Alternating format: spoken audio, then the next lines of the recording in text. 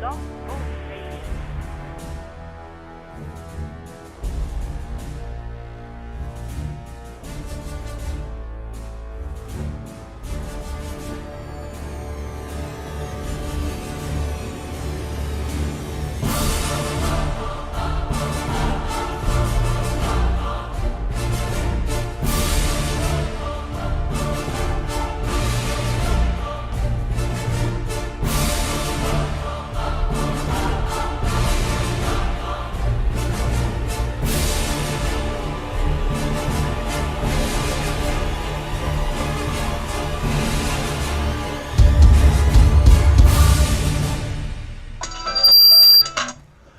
And already it's that time again. 4 o'clock Thursday afternoon. Mark, I hope you feel better soon, man. Because I had to bring in a double shot just to try and replace you. You know how hard it is to replace your co-host? Mark, how can you get sick on the day of the show? Well, welcome to the Big Sports Lowdown. I am Big Low, the host of the show. I've got a couple co-hosts today, but this is the only show in America, maybe the world, that will not use initials. I hope you know what I'm talking about. Has to do with a little bit of dangerousness. Oh, yeah. Is that a word, dangerousness? It is now. Could be if we use it enough. John Sherrill, Gene Husek. You know, I've never even known how to say your last name. Hushak. Hushak. Close enough. Yeah. Kind of like Kojak. Yeah. Kind of like... Horton Hears a Who, and Gilligan and Skipper lived in a shack. Fellas, what's happening? Just waiting for Sunday. Exactly. Don't be afraid to talk at once because, I mean, I think we're all hyped up about the same thing. Oh, my Seattle God. is going absolutely ballistic Yeah. right now. Yeah. You know, usually when I'm driving down the road during the season, people don't, you know, I mean, they see the car, it's a Seahawk car and other sports, and they kind of get excited. And, you know, every once in a while, you'll be driving down the freeway and dude will be like with his camera phone going, and I'm like, dude, pull over, man, it's okay, pull over, we'll take the picture. It's like, meanwhile, oncoming car, you know, whatever, you know. And right now, it's just like people drive by and beeping their horns and, yeah, Seahawks! And Seattle's starting to get that fever. It is. It's starting to I get feel that it. fever. The bandwagon is overflowing. Yeah. I don't know. I don't know if I'd say overflowing. You know, I mean, it's kind of nice to have the satchel full of fans, so to speak. Yeah. But I tell you one thing, man. It's a big game this weekend. Huge game. Last weekend, though, against those St. Louis Rams, I think the Rams kind of put the boys in their place. Yeah. They played their butts off. The guys kind of had a ick check, so to speak, a wake-up call, so to speak. Our defense kind of was not there for a while. And I was kind of worried about that game. I'm thinking, wait a minute here. Is this the same team that's been playing the last 5-6 weeks? So, John, I mean, you like me, go to every game. Gene, you like me, go to every game. First, John, what did you think about that game? Well, I think that's definitely the type of game you want going into the playoffs. So with the way we've been on such a roll and such a hot roll, I necessarily didn't want to go into the playoffs continuing the hot roll and just blowing out St. Louis, because you get that mentality of, oh, we're just going to blow everybody out. Right. And then when you get into that tough game in the playoffs, because it's 0-0 in the playoffs, your records don't count, the scores don't count. What happens in the playoffs. Right. And I think you wanted that tough game to kind of get a check, get everybody back to reality that you're not going to win every game by 30 or 40 points, and actually have some difficulties so that you have something to work on in a week prior to a game against the Redskins. You're going up against a tough D and a tough offense, and I think it was kind of a check that they needed. Robert Griffin III. You thought I was going to say initials, didn't you? Robert Griffin III, very talented young man. Last year, about this time, well, I guess it was a couple days earlier, me, Shannon Love, and my buddy Keith Bernasconi, we were down in Vegas watching the talent that he shows when he was playing college ball with Baylor, playing against the Huskies. I mean, Keith Price kept right with him. Yep. It was a back and forth battle, and then all of a sudden, boom, they just kind of took command at the end, and they won that game.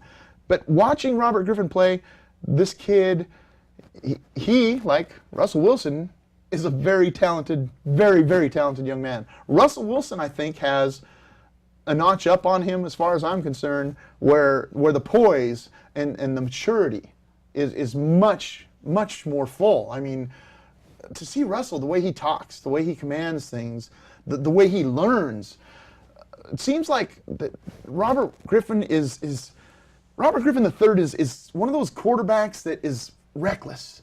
I see he's already been hurt once this year, and I see things that are going to mess with him further along in his career. I mean, his just reckless abandonment for the game. I mean, the guy is just like diving on things, and I think Russell's more smart, headstrong when it comes to, okay, I think I better go down on this one.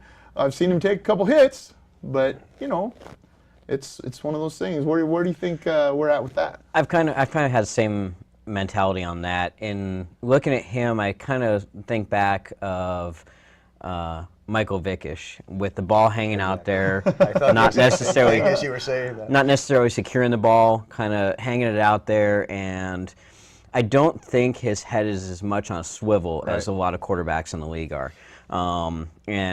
You look at it, and the concentration is there, but I don't necessarily know that the field awareness is there all the time. Right. And I think that can tend to bite you Oh, heck yeah. in tough games.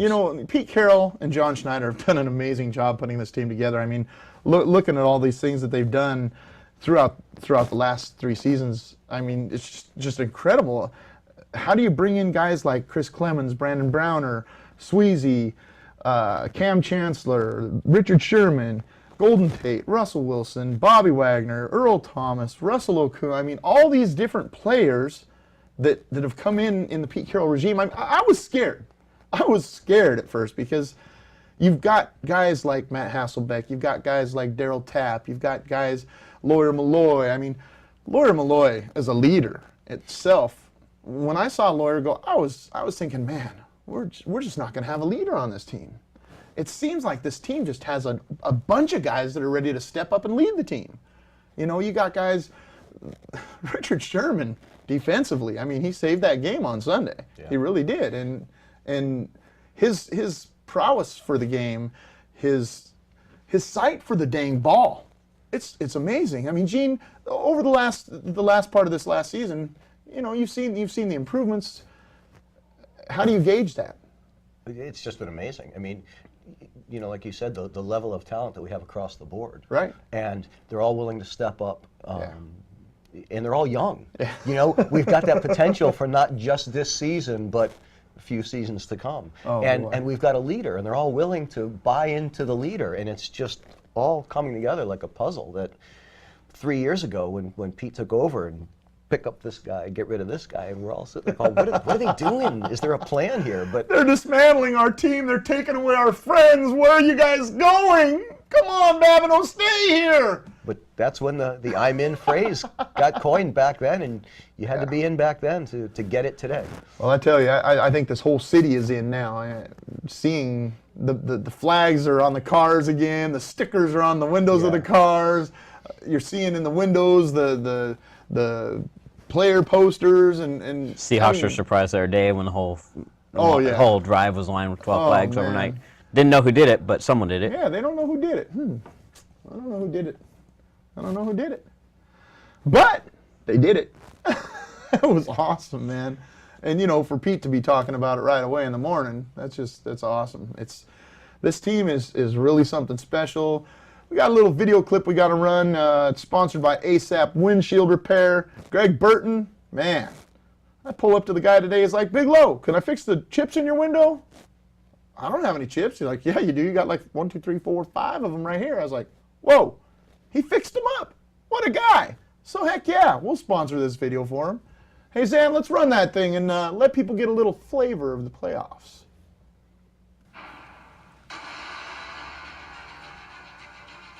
We've gotten 11 wins so far in the regular season, and now the whole season starts over.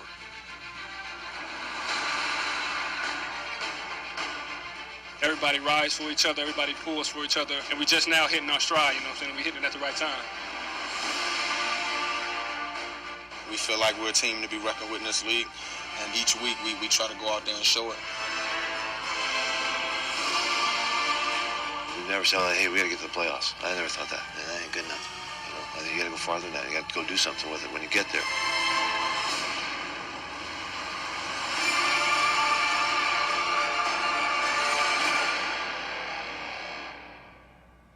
I'm in. Are you? We want to know. Let us know. Hit us on Facebook, Twitter, whatever. At Bigelow66. What, are you on Twitter? At John Sherrill. Okay. Seahawk_38. There we go. Man, we're all on Twitter. We're twits around here. Or is that tweets? Heck, I don't even know what we call ourselves when you're tweeting. You're tweeting, man. You're tweeting. Tweet, tweet. Feel like a bird. Yeah. I guess that's why that's their little logo, huh? You're sharp. That's why you have a show. Oh, I know, huh? I know. Yeah, I like that. And going back to your comment on the recklessness of Robert Griffin III, you look at the stats, and obviously it's a telling tale sign with you've got a player like Russell that really protects the ball, Right. watches things and everything. He's got 2 fumbles rushing and 3 fumbles sitting in the pocket. When you look at Robert Griffin, he's got 3 in the pocket, but then he's got 9 when he's rushing. When he's Wow. hanging that ball out there, He does hang that ball out, he's letting too. the ball go a lot, It's like too. a loaf of bread, you know? I mean, he's just carrying it. He's just carrying it. And Vic had that same problem. Yeah, Michael luckily, did. they had He did. I they had a remember good that. team around him, which helped kind of mask that issue. But Yeah. going into it, and you've fumbled the ball 9 times, a lot of backs, if they fumble the ball 9 times, are going to find themselves on the bench. So, It's almost like he's trying to live up to his hype a little bit, you know? You think so? A little bit. What's hype anyway? What is hype? Hype is the Seahawks right now. I Yeah. mean, I have not seen this city this excited in a while. It's nice to see. It's been a while since this team has had that momentum going. I don't know of a Seahawks team that has ever had the momentum, the roll that we're on going into the playoffs. I'd say 05 was The the closest 05 season. Yeah, the 05 season, people have asked me, hey, Bigelow, which team do you like better, 05 or now? And how can you compare it? I mean, you can compare it, but at the same time, how can you? This team is so enjoyable. It's so much fun. And I can't wait. I can't wait for Sunday. This game has got huge, huge ramifications. It's lots to talk about, but we got a caller online that we got to take. Big fights this weekend at the old Emerald Queen Casino. So I got our matchmaker, Rick Glazer, to call in, and we're going to talk to him about life in boxing. So can we put the caller online, please? We're there. Rick, what's happening, buddy? Bigelow in Seattle in the house and getting ready for the big show Saturday night at the Emerald Queen in Tacoma, and should be a good show. We've got some good shows recently, and blessed, and all's good at Tacoma at the Emerald Queen Casino. Well, I tell you, I've liked some of these fights that you've brought in. Some of these fighters are just very impressive, and you've been through the boxing realm for quite a while. I mean, heck, you're a New York Hall of Fame boxing promoter, so. Well, I changed my mode of operandi back in 2008, where I'm servicing boxing promoters around the world. I have clients as far away as Australia, Thailand, Indonesia, in Singapore, countries like that, Germany, all over the world. And I arrange fights for them. I negotiate all kinds of deals for them. I work with the various ratings organizations, and secure world title fights for them, eliminators and stuff like that. Wow. And Brian and I talked in late April about starting in June doing his shows out here. Brian Hallquist, the promoter, and he's been doing the shows for 17 years at the Emerald Queen Casino. And guess what? I took the work on. It's been great. Brian's a super guy. People out there don't know Brian Hallquist, great guy, and he's done everything he said he's going to do, and he continues to do so on a daily basis. And the fights are getting better and better. And we implicated something. We know we counted that the fans, and the fans are the most important thing. With no fans, there's no fights. So That's what true. we've done is we've adapted the last couple shows to put out 7 fights instead of 6 to give the fans a better bang for the buck, and we're succeeding in that area. That was a great group of fights, that last match. Fans. It was amazing. What's that? That last set of matches you put together, I call that one phenomenal. That's in all the times that I've helped out with Brian Hallsquist Productions. I mean, good Lord, that had to have been the best set of matchmaking I've seen. The fights were all very entertaining. You know, when you have a bunch of fights that go all the way and go to decisions, that's pretty awesome because the people are getting more bang for the buck, so to speak. Right. Well, the main event was two world-class fighters, TV fighters, fighting each other. One was a Russian TV fighter named Ali Dimitrenko. He fought a guy named Damian Freyas, a Cuban from Miami. And it was one of those situations where it was a split decision. It was a great fight. Freyas was on the canvas one time. That was the difference in the fight. And he picked himself up off the canvas and fought gamely back, and it was a sensational fight. No, I do. A sign of a super good fight is action in the fight, and not knowing who won when the fight's over. That was good. It was a good show. You know, I'm glad you enjoyed it because, you are the number one sports fan in the world that I know. You know, somebody said to me recently, Bigelow, number one sports fan in Seattle. I said, Seattle, he's the number one sports fan that I know. I appreciate that. Your knowledge. Well, I'll tell you what impressed me about you. This is what impressed me about you. You never know where you're going to show up, but you have knowledge you have deep knowledge in every sport. You're not just a football guy. You're a baseball guy. You're boxing. You're MMA. You're soccer. You're lacrosse. I mean, you cover the whole gamut. I love badminton too. That's the scary part. The only thing we haven't discussed is NASCAR. Oh, we've got that coming. I got my buddy Stock Car Scott coming in here in the next month or so. We're going to be talking a whole lot of NASCAR on here. Well, you've got some great drivers from this part of the country. Oh, sure do. Biffle and Kane. Yeah, Biffle and Kane. Taylor Momsen. Great ones there. Yep. So I mean, it's you cover all the sports. You're a one-man sport yourself. I mean, you're all about sports, and that's great. And I love talking to people that are knowledgeable and enthusiastic. That goes a long way. No question about it. Amen. So what's what is like probably your favorite fight that you ever got to attend? I mean, you're in New York. You've got Madison Square Garden, so I'm sure you've seen some big fights. What are some of the big names you've seen? My favorite fight of all time in person was for a weird reason. Andrew Golota versus Lennox Lewis. Oh wow! Which only lasted one round, but why it was so exciting was you had 13,000 Polish people there with waving their red, white, blue. Red, white. Yelling Polska, Polska. Right. And the other guy, Lennox, he's got about 2,000 Brits there. Then there was about probably 3,000 general people there that had no affiliation or anything. They were just watching good fights, and it was just the crowd was great. It was just everything you wanted was there. A dynamic ending, boom. It was very, very dramatic. I was at Michael Moore when he took the heavyweight crown from Vander Holyfield back in '94. That was exciting. Quite a fight. I've been to some big fights I've enjoyed. I was at De La Hoya Chavez fight number 1 back in '96. I've been to some big fights. I've enjoyed it every step of the way. I love what I do. I mean, I'm lucky. I get paid for something I love to do, like you, Bigelow. Oh yeah.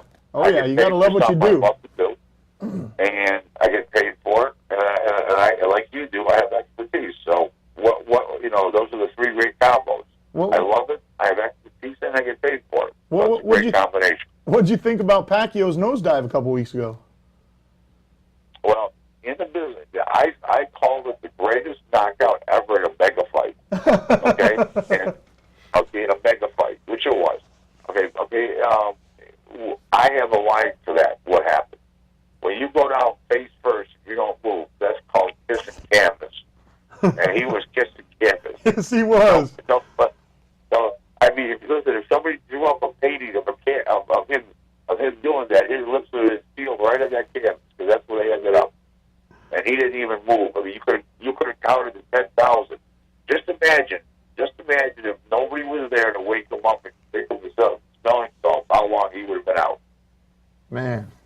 You know what I'm saying? Oh my! It was unbelievable. A guy hit me up on Facebook from the Philippines.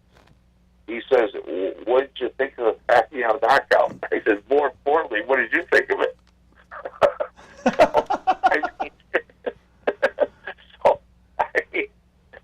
He was out. Oh boy, I mean, that I mean to see Manny go down like that was just crazy. So yeah.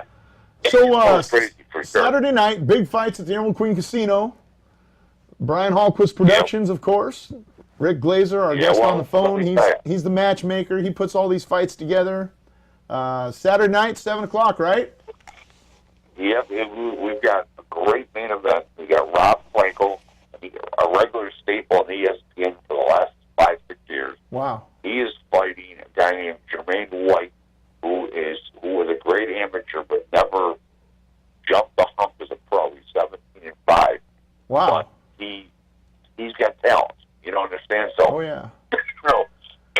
You sound a little under the weather. What's going on? You get one of them New York City colds? Yeah, I caught her on the plane on the way out today. Oh, great. You were sitting next to those little kids, huh? Yep. Kids coming home from grandma's house, coming back home from Christmas vacation, and Rick has to catch their bug.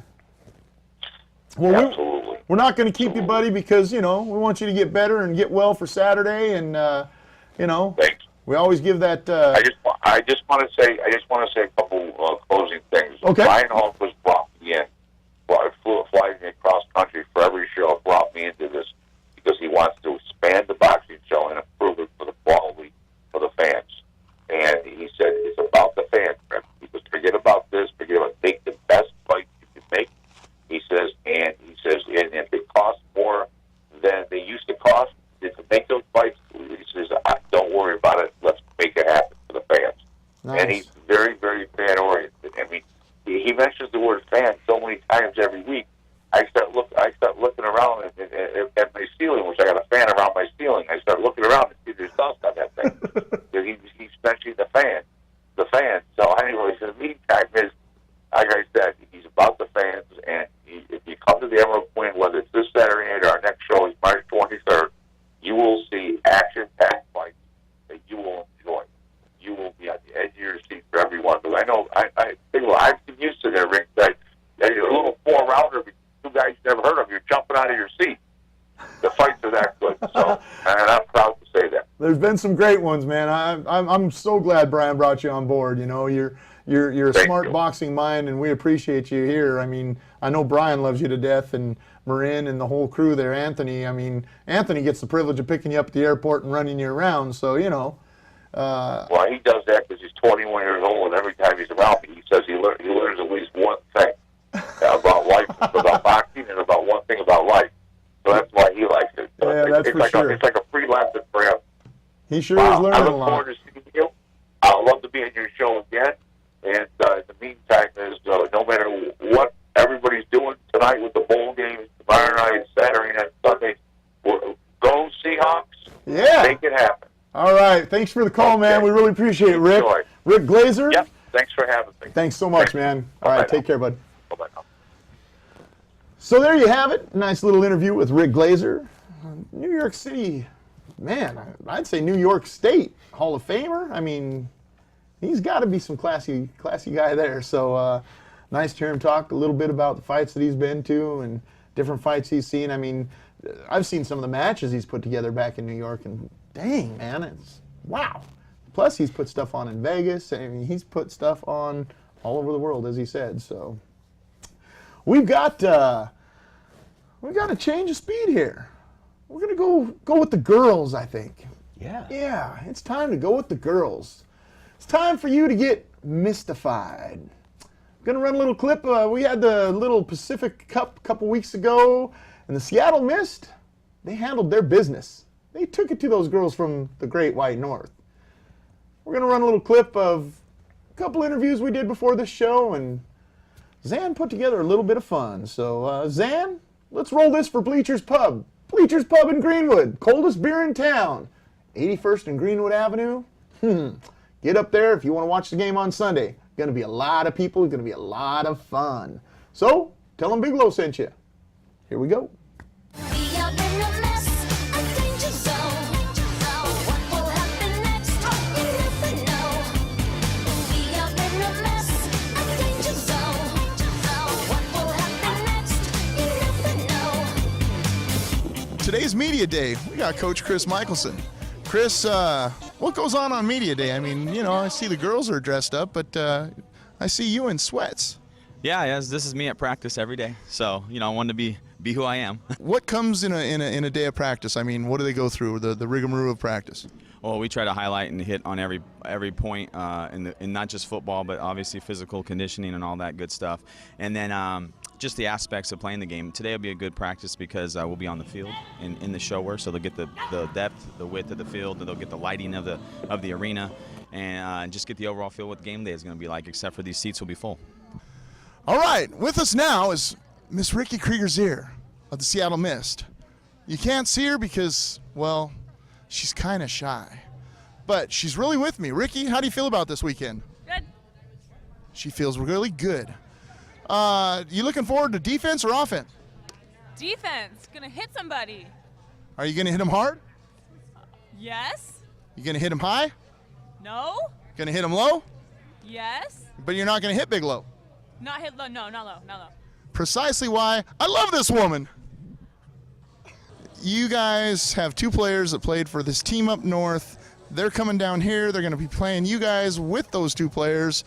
Does that add any flavor to the mix? Well, it gives us a little bit of the inside trash talk between them. I'm not really focused on that. I'm focused on our team and what we're doing and what we need to do. We've been working really hard, and we just got to go with our game plan. We can't let them throw us off, and we got to go in there strong. So just worry about us and do us, and we'll be just fine. Can we expect some trickery? Oh, Coach Michelson always has something up his sleeve, so we haven't really gone over it yet, but I'm sure something will be sneaky. I want to know what's up your sleeves. Absolutely nothing. I don't have any. I'm looking forward to seeing you catch some balls. I'm really excited about the fact that I saw you at wideout. So is that going to be a fun thing for you? Oh, yeah. Last year I played on the offensive line, and this year he moved me out to the receiver, and I'm pretty excited about that. And, my hands have gotten better this year, so I should be catching some balls. Defensive side of the ball, what are you looking forward to? I love defense, and I love defense because I like to hit. I come from a rugby background. Rugby is just a hit, and keep hitting sport, so I'm excited to just clear up the middle and watch both sides, and anything that comes at me is going to get hit hard, so be ready. We have watched you over the year. As far as I'm concerned, most improved player. How do you feel about your improvements over the year?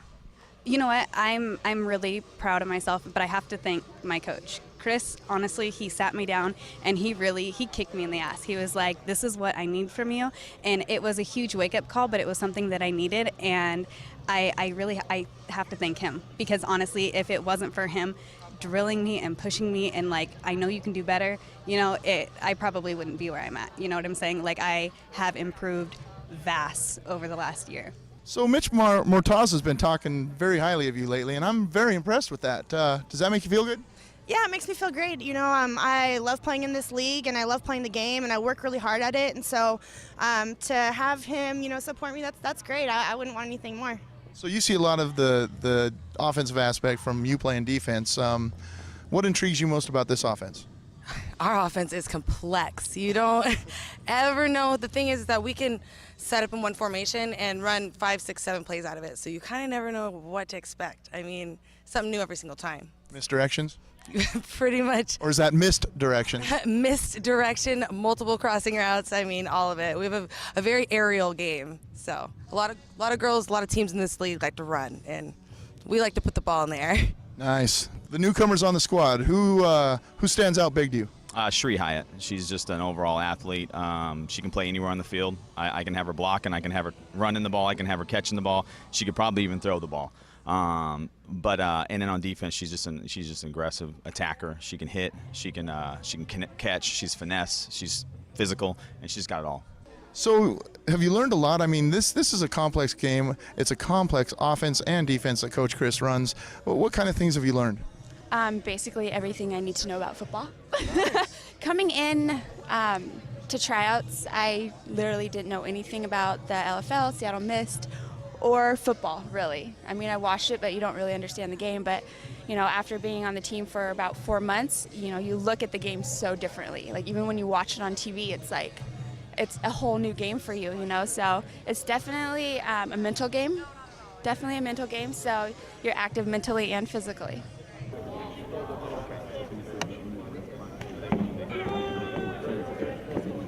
This is Ricky Krieger here with the Seattle Mist, and you're watching the Big Low. Hi, this is Lala with the Seattle Mist, and you're watching the Big Low Sports. Big Sports, low down. Hi, this is Megan Hansen with the Seattle Mist. You're watching Big Sports Lowdown with Big Low. Hi, this is Carrie Bashwarn, and I'm with the Big Sports Lowdown, and we are here to talk about the BC versus U.S. Seattle Mist team. I hate this. You're watching the Big Sports Lowdown with Big Low. Woo! Yeah!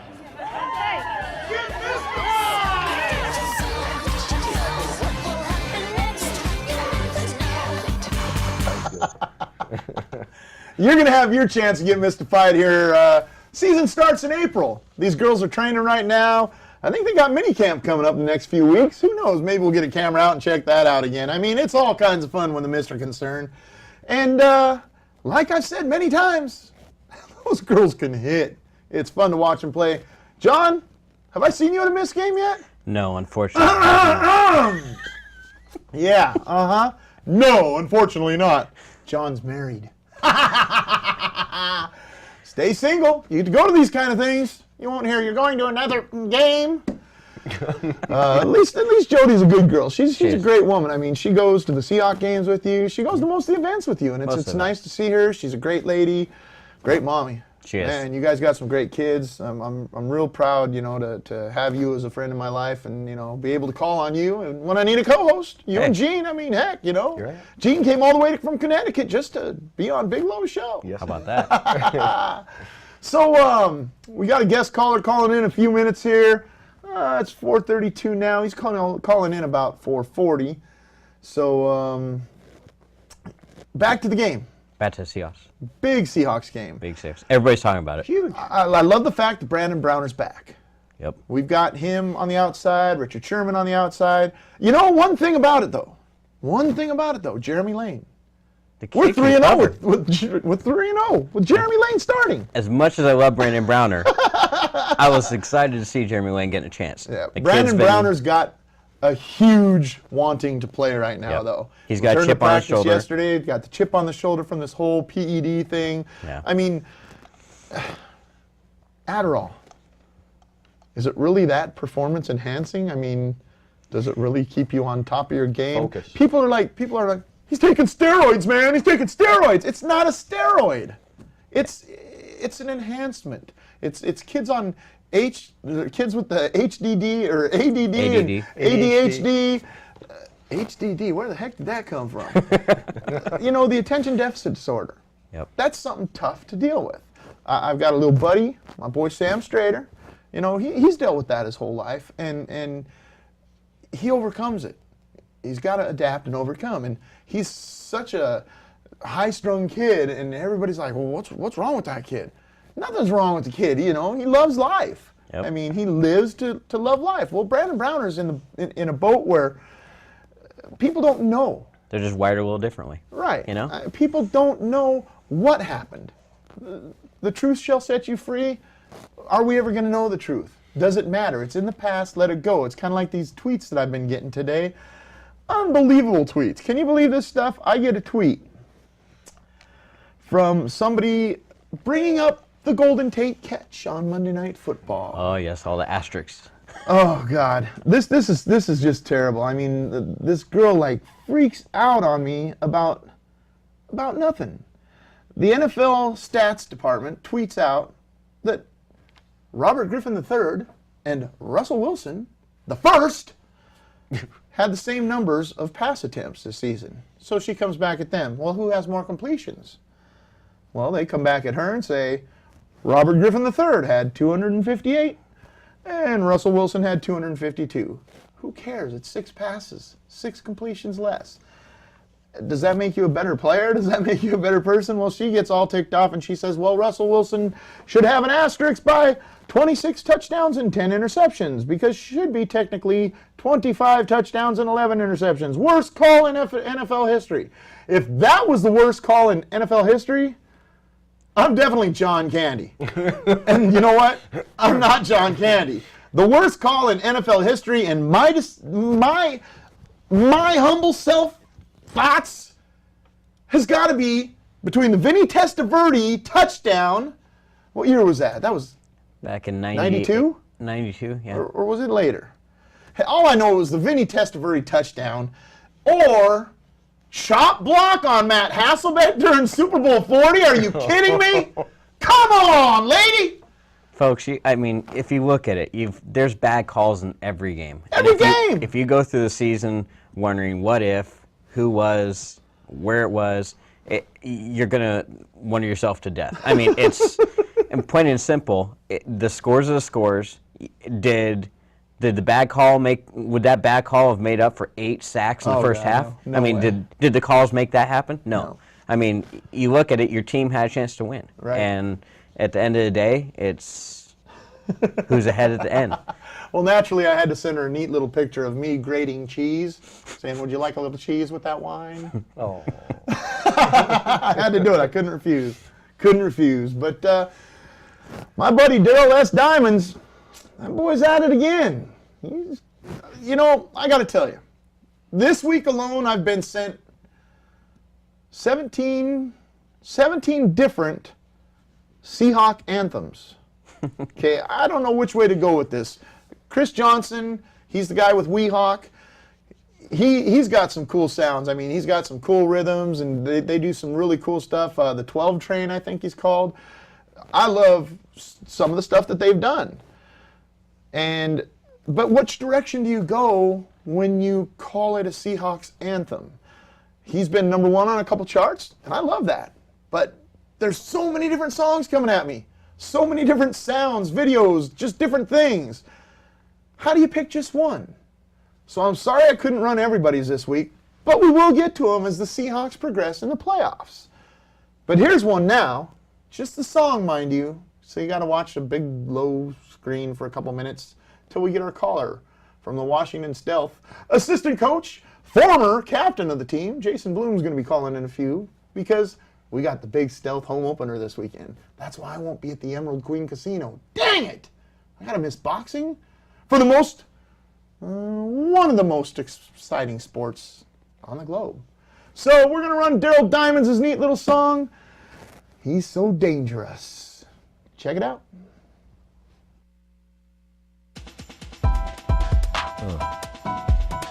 Yeah. Coming back with another one. Diamonds. Dangerous.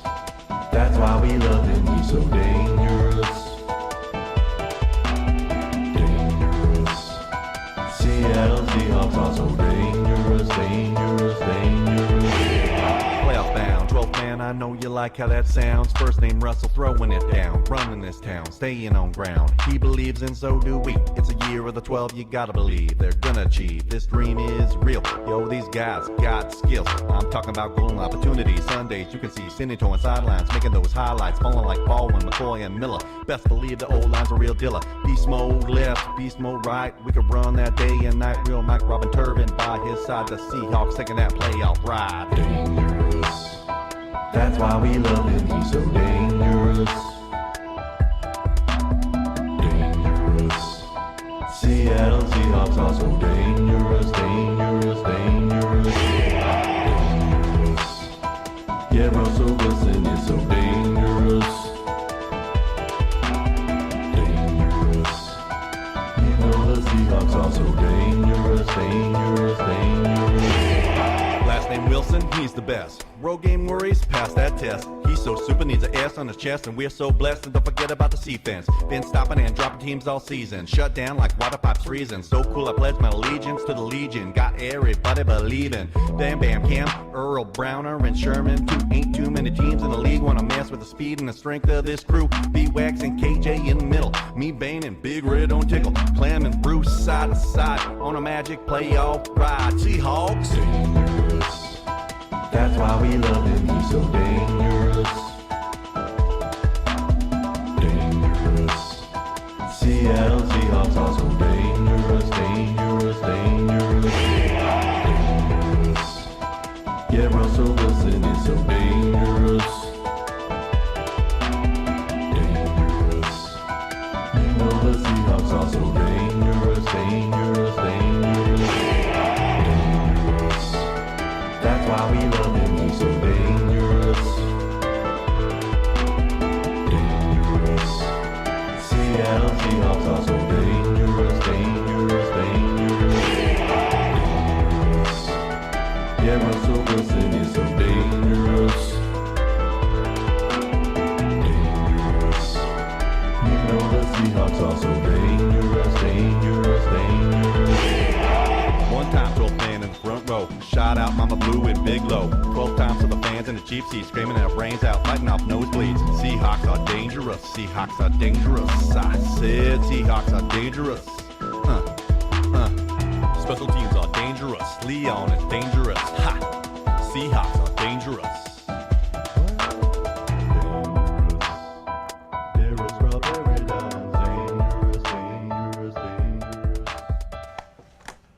Dangerous.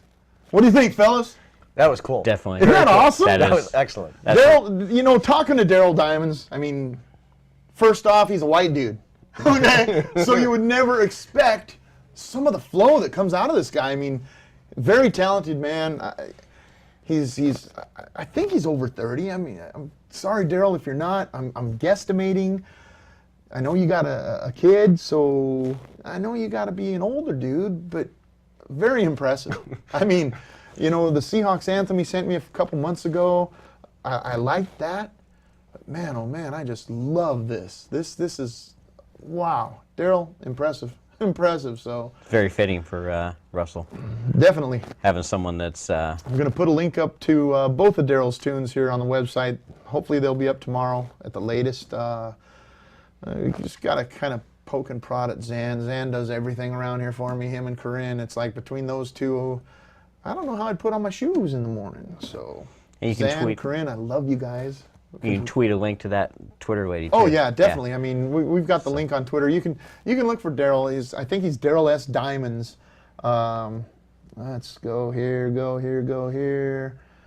He is Daryl S. Diamonds, at Daryl S. Diamonds. Daryl with a Y, mind you, so it is D-A-R-Y-L-S Diamonds. Can you spell diamonds? I can. So anyhow, big weekend this weekend. Huge. I mean, we got bowl games. We've got fights at the Emerald Queen Casino. We've got the Seahawks playing the Washington Redskins. People calling them the Deadskins. I don't get into that because I'm a fan first. But boy, I sure like the trash talk going on because it's getting crazy. I'm getting messages from some of these Redskin fans that are just like, oh, your Seahawks cheat, blah, blah, blah. You don't know cheating. You don't know cheating until you went to Super Bowl 40. That was cheating. When you got to play a bunch of guys that are wearing white and black stripes, they should have just had yellow and black. It would have been just fine. And a shout out to Josh Wilson, Tyre Columbus, some former Seahawks going to be going against us. That's true, huh? Yeah, I that is true. Josh Truth Wilson. God, Josh was awesome. Great guy. Amazing guy. But on that note, Washington Stealth start their season this Saturday night, 6:45 up at the Comcast Arena in Everett. We got a killer caller online, former captain of the team, but now has decided, I'm so damn good that I should be a coach now. Jason Bloom joining us on the air. What's happening, buddy? You like that, huh? What's going on, Big Low? How are you guys? Oh, we're great, man. We're really good. You know, anytime we get the stealth captain / assistant coach / I'm sure you're one of the medics, you just do it all. I'm slash has been. No, you are no way, in any way, shape, or form, a has-been. I mean, watching you play that game, the way you conducted the field, you were the field general for that team for 2-3 years. And just watching you play, Jason, I mean, you brought a lot of fire to the game, and you brought a lot of fire to the guys, and they respected you dearly. I know that. So it's a pleasure having you on. What do you got coming up Saturday? We got a big one. We got a big one against the defending champs, Rochester Nighthawks, coming in town from New York here, and we're going to have our hands full with them. And it's going to be a heck of a way to start the season, seeing where we stand against the big boys, against the champs. And that's exactly what you want. We got a lot of youth added to the team this year, from what I'm told. So what's that looking like? We do. We've got 7 new guys. We've got 7 rookies on the team that Nice. are coming out of college. Seven fresh faces that are going to get a little initiation coming up here pretty quick by yours truly.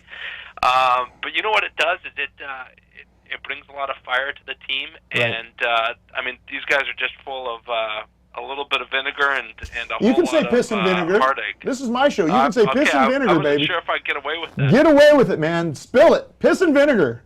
they're going to be coming out. They've got there's some big boys too. I mean, shoot, I was small last year on the team, and this year, at 6 feet and 210 pounds, I'd be a midget. We've got another 6'5" guy, a 6'6" guy, another 6'5" guy out of Army. Tim Henderson. He's a freak. He should be playing in the NFL. I told him. I said, you make more playing pro football than pro lacrosse. You know that, right? So Matty Beers, his rookie season, he was one of those guys that had that piss and vinegar attitude, and he went out there and was getting in fights right away and socking dudes and pushing and sticking, and he was one of those guys, and that's why I became a Stealth fan. Seeing fire like that, seeing the way Paul Rabel played, seeing the way that one guy, Lewis Ratcliffe, I mean, the way you guys all work together. Sorry, God, I love watching Sorry play. When he gets that fire and wants to score a goal, he scores a goal. And so, and the way you led that team, the way you led that championship team, you guys were an exciting, fun team to watch. Is that going to come back for us?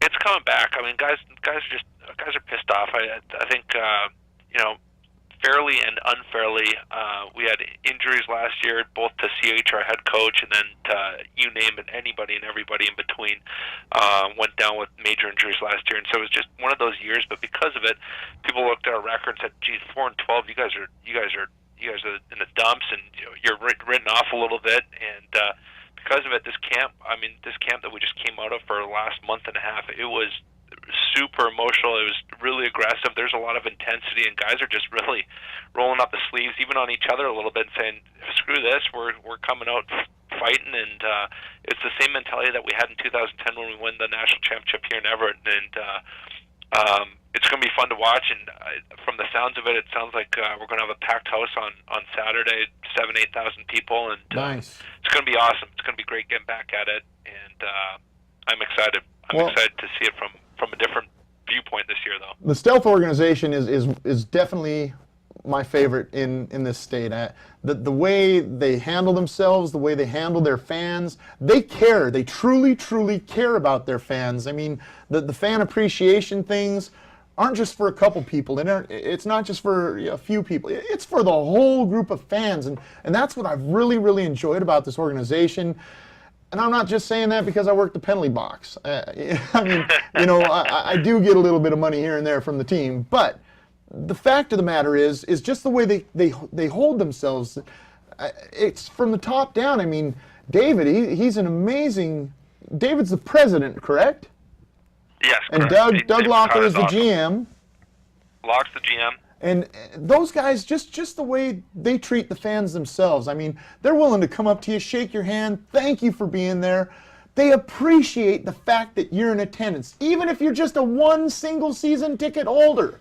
And that's why I'm so mad at most of the organizations in this town. I mean, I'm very passionate about our teams with the players, but the organizations, it's different. I mean, they won't even give me a dang press credential. Why? Because I'm not a media guy? You're wrong. The Stealth will give me a media you're pass. right.